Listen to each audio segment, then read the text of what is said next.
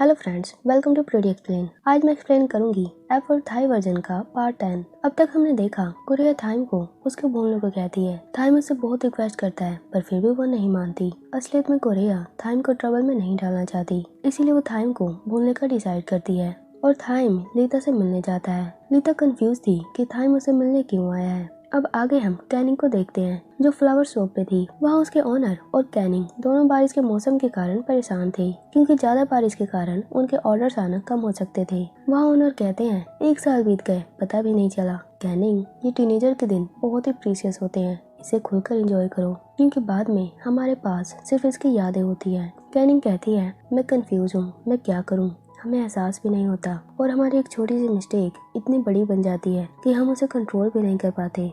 उसके ओनर उसे समझाते हैं कि कैनिंग, जब हम कुछ भी करते हैं तो हमें उसके सही गलत का नहीं पता होता जब तक कि रिजल्ट ना आ जाए, लेकिन फिर भी हमें इस लाइफ को जीने के लिए डिसीजन तो लेने ही पड़ते हैं। उधर हम देखते हैं कि थाइम के गार्ड्स उसे हर जगह ढूंढ रहे हैं। बारिश बहुत तेजी से हो रही है और कोरिया अपने घर पर अकेले बैठी हुई है। वो बहुत ही उदास है। तभी उसे कोई कॉल करता है। अब कोरिया जल्दी से अपना डोर ओपन करती है। वहाँ लीता उसे मिलने आई थी। कोरिया उसे देखकर हैरान थी। लीता उसे कहती है कोरिया, डिस्टर्ब करने के लिए मैं माफी चाहती हूँ, लेकिन तुम ही मेरी फ्रेंड हो जिसे मैं अपने दिल की बात बता सकती हूँ। अब हम देखते हैं जब थाइम लीता के घर गया था, लीता उसे आने का कारण पूछती है और थाइम उसे डायरेक्टली अपनी गर्लफ्रेंड बनने के लिए पूछता है। लीता को ये मजाक लगता है कि शायद थाइम उसके साथ प्रैंक कर रहा है, बट थाइम उसे विश्वास दिलाते हुए कहता है कि मैं तुम्हारा हमेशा ख्याल रखूंगा, प्लीज मेरी गर्लफ्रेंड बन जाओ। वो अब सोशल मीडिया पर भी अनाउंस कर देता है कि वो लीता के साथ रिलेशनशिप में है और लीता भी उसके प्रपोजल को एक्सेप्ट कर लेती है। यानी अब थाइम और वो दोनों रिलेशनशिप में है। सोशल मीडिया पर अब हर कोई उनकी रिलेशनशिप की तारीफ कर रहा होता है। गोरिया ये देखकर अंदर ही अंदर टूट चुकी थी, पर वो लीता से अपनी फीलिंग्स के बारे में कुछ भी नहीं कहती, बल्कि उसे कांग्रेचुलेट करती है। लीता वहाँ बहुत खुश थी। उसकी आंखों में खुशी के आंसू थे, पर कोरिया की आंखों में खुशी के साथ साथ दर्द के भी आंसू थे और वो बहुत ही हर्ट फील कर रही थी, क्योंकि अब उसका प्यार किसी और का होने जा रहा है। आगे हम देखते हैं कि हर न्यूज चैनल पर बस लीता और थाइम की बातें चल रही है। किसी को विश्वास नहीं हो रहा था कि क्या वे दोनों सच में एक दूसरे से प्यार करते हैं या सिर्फ बिजनेस के लिए ये सब चल रहा है। उधर हम थाइम को देखते हैं जिसे कोरिया की बहुत याद आ रही थी। तभी वहाँ लीता आ जाती है। सारे हेल्पर उसे रोकने में लगे हुए थे, क्योंकि थाइम के इस रूम में किसी को भी आने की परमिशन नहीं थी, पर फिर भी लीता नहीं मानती। वो थाइम से बहुत रिक्वेस्ट करती है और थाइम मान जाता है। लीता वहाँ बहुत खुश थी। वो थाइम के लिए कई गिफ्ट लाई थी, पर वो उस पर बिल्कुल भी ध्यान नहीं देता। अब थाइम वाले स्कूल में एक कपल कॉन्टेस्ट का एक्ट भी होने वाला था, जिसमें लीता जाना चाहती थी। वो थाइम को साथ में चलने के लिए बहुत रिक्वेस्ट करती है, पर थाइम का मूड तो पूरी तरह ऑफ था। वो मना करने लगता है। तभी अचानक लीता सोफे से नीचे गिर जाती है। थाइम बिल्कुल डर जाता है कि पता नहीं लीता अब क्या करेगी। लीता तो पहले साइलेंट होकर उसे डराती है, फिर उसे फाइट करती है। बाद में उसे प्यार से कहती है तुमने ही तो कहा था तुम मुझे लाइक करते हो, मुझे हमेशा खुश रखोगे। मुझे पता है मुझे थोड़ा टाइम लगेगा तुम्हें समझने में, तुम्हारे घर की फैमिली के तौर तरीके सीखने में, पर प्लीज मेरे साथ ऐसा बिहेव मत करो, मैं भी तुम्हें बहुत लाइक करती हूँ। अब थाइम उस कपल एक्ट के लिए मान जाता है और लीता खुशी से उसके गाल खींचने लगती है और थाइम उसे बार बार छुड़ाता है। अब लीता थाइम को रेडी होने के लिए कहती है, क्योंकि आज थाइम का एग्जाम था और वो इतने देर से घर पर सैड बैठा था।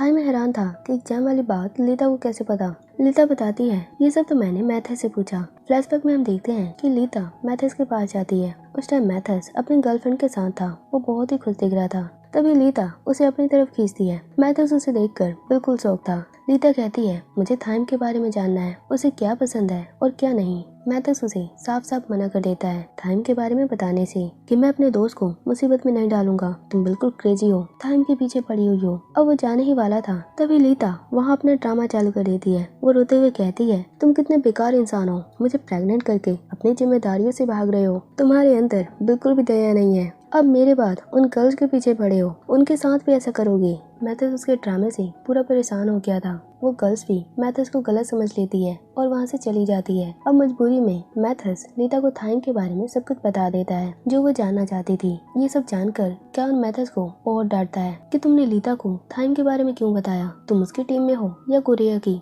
मैथस कहता है मैं आज भी कोरिया के साथ हूँ, मैं थाइम और कोरिया को साथ में देखना चाहता हूँ। वहाँ तीनों फ्रेंड्स क्या उन मैथस रैन इस बात से कंफ्यूज थे कि थाइम लीता के साथ रिलेशनशिप के लिए कैसे मान गया। क्या वो सच में लीता के प्यार में है या बस ऐसे ही एक्ट कर रहा है। अब हम कोरिया को देखते हैं जो टेरेस पे थी। अब वहाँ रैन भी आ जाता है। उसे पूछता है कि थाइम और तुम्हारे बीच क्या चल रहा है। तुम दोनों का ब्रेकअप क्यों हुआ? गुड़िया कहती है ब्रेकअप? ये कैसे हो सकता है, हम रिलेशनशिप में कब थे?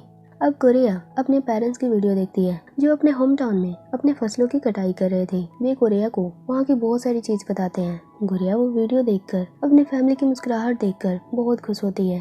रैन कहता है मुझे पता नहीं था तुम्हारी फैमिली फार्मिंग भी करती है। अब गुड़िया के एग्जाम भी आ रहे थे। वो रैन से स्टडी में हेल्प मांगती है। रैन इसके लिए मान जाता है। अब रैन उसे कई बुक सजेस्ट करता है जो गुड़िया की स्टडी में हेल्पफुल है। रैन गुड़िया के लिए बहुत चिंता में था। वो कहता है गुड़िया खुश होने का एक्टिंग मत करो, मुझे पता है तुम अंदर से बहुत ही हर्ट फील कर रही हो। गुड़िया कहती है नहीं, मैं बहुत खुश हूँ। अगर थाइम मूव ऑन कर सकता है तो मैं क्यों नहीं। रैन उसे बताता है कि थाइम उसे बहुत प्यार करता है, वो इतनी आसानी से मूव ऑन नहीं कर सकता। अब गुड़िया लाइब्रेरी में होती है। वो अपने लिए बुक्स ले रही थी। वहाँ थाइम लीता का कपल एक्ट का बोर्ड भी लगा हुआ था जिसे देख गुड़िया बहुत सैड हो जाती है। अब सारे स्टूडेंट एक जगह असेंबल हो रहे थे। दरअसल थाइम और लीता कपल का एक्ट कर रहे थे अलग अलग पोज में। तभी वो दोनों वहाँ किस करने लगते हैं। गुड़िया भी ये सब देख रही थी। वो और भी सैड हो जाती है। उधर F4 के बाकी मेंबर्स भी ये सब देखकर बिल्कुल शॉक थे। तभी रैन को गुड़िया की चिंता होने लगती है। वो उसे ढूंढने लगता है। उधर थाइम लीता को बहुत डांटता है क्योंकि लीता जबरदस्ती उसे किस कर रही थी। थाइम का किस करने का कोई भी प्लान नहीं था, पर लीता उल्टा उसे ही डांटने लगती है कि हम तो कपल हैं, ये सब तो रिलेशनशिप में चलता है और बच्चों की तरह अनजान मत बनो। वो थाइम को बहुत टीज करती है और थाइम बहुत इरिटेट फील करता है। आगे हम गुड़िया को देखते हैं जो लाइब्रेरी में थी। वहाँ वो गर्ल्स जो गुड़िया से जेलस हैं वो उसका मजाक बनाने लगती है कि लीता और थाइम की जोड़ी तो सबसे बेस्ट है। वो गुड़िया को नीचा दिखाने लगी थी। तभी तलाय बुक सेल से बुक्स गिराने लगता है। वो गुड़िया को उन गर्ल्स से बचा रहा था। ये भी डर कर वहाँ से चली जाती है। अब गुड़िया तलाय को थैंक कहती है। तलाय उसे प्रीवियस ईयर क्वेश्चन पेपर देता है ताकि गुड़िया एग्जाम की तैयारी अच्छे से कर सके। अब गुड़िया उसे कहती है मुझे जॉब की जरूरत है क्योंकि मुझे मेरी फैमिली की हेल्प करनी है। तलाय भी गुड़िया के लिए सैड था। अभी कहीं भी जॉब वैकेंसी नहीं निकली थी। वो गुड़िया को अपनी राइडर वाइफ बनने को कहता है। गुड़िया सुन हैरान थी। तलाय उसे हंसते हुए कहता है डोंट वरी, मैं वाइफ की नहीं हेल्पर की बात कर रहा हूँ। मैं जब सामान की डिलीवरी करूंगा तब तुम्हें मेरी हेल्प करनी है। गुड़िया इस जॉब के लिए मान जाती है। अब तलाय उसे हक करते हुए कहता है वैसे मजाक में ही सही, मैंने सच कहा था तुम्हें मेरी वाइफ बनने को। गुड़िया सुन बिल्कुल गुस्से में आ जाती है और तलाय को मारने लगती है और दोनों हंसने लगते हैं। ये सब रैन भी चुपके से देख रहा था। उसे अब गुड़िया की चिंता हो रही थी। अब आगे गुड़िया फ्लावर शॉप पे थी। वो कैनिंग और अपने अंकल को थाइम और लीता के बारे में सब कुछ बता देती है और कहती है कि मैं बहुत खुश हूँ। थाइम और लीता एक दूसरे के लिए बिल्कुल परफेक्ट है, पर उसकी स्माइल के पीछे का दर्द वे फील कर पा रहे थे। वे गुड़िया के लिए बहुत सैड थे। अब तलाय उसे पिक करने आता है। दरअसल जिस जॉब के बारे में उन्होंने बात की थी वो अब स्टार्ट हो चुका था। अब कैनिंग कहती है काश गुड़िया की जितनी हिम्मत मेरे अंदर भी होता, वो बहुत ही ब्रेव गर्ल है। उसके अंकल बताते हैं अब सीनियर्स के एग्जाम यानी F4 के एग्जाम कल खत्म हो जाएंगे। मैं भी अब F4 का फैन बन चुका हूँ। वैसे कैनिंग तुम्हें जो भी करना है जल्दी करो क्योंकि बाद में हम सिर्फ पछताते हैं अपने पास्ट को याद करके। दरअसल कैनिंग कैन को लाइक करती है। उसके अंकल उसे यही समझा रहे थे कि अगर वो कैन को पाना चाहती है तो जल्द से जल्द उसकी तरफ कदम बढ़ाए, सिर्फ सोचने से कुछ नहीं होगा। अब नेक्स्ट हम देखते हैं कि मैथस रैन थोड़े सैड हैं क्योंकि उनका ग्रेजुएशन कंप्लीट होने वाला है और कैन और थाइम सब बिजी हैं। वो कैनिंग को देखते हैं जो किसी के लिए फ्लावर लाई थी। मैथस पूछता है क्या तुम किसी को प्यार कन्फेस करने वाली हो? कैनिंग हंसते हुए कहती है अरे नहीं, मैं किसी को ऑल द बेस्ट करना चाहती हूँ। रैन मैथस समझ जाते हैं कि कैनिंग कैन से मिलना चाहती है। कैन अंदर स्पीच की तैयारी कर रहा था। वो कैनिंग को इनवाइट करते हैं जिससे वो बहुत खुश होती है। वे उससे गुड़िया के बारे में भी पूछते हैं। कैनिंग बताती है कि गुड़िया स्कूल के बाद तलाय के साथ काम करती है सामान डिलीवरी का। ये सुन रैन मैथस कंफ्यूज थे। उन्हें तलाय पर शक हो रहा था। अब आगे क्या होगा नेक्स्ट पार्ट में देखेंगे।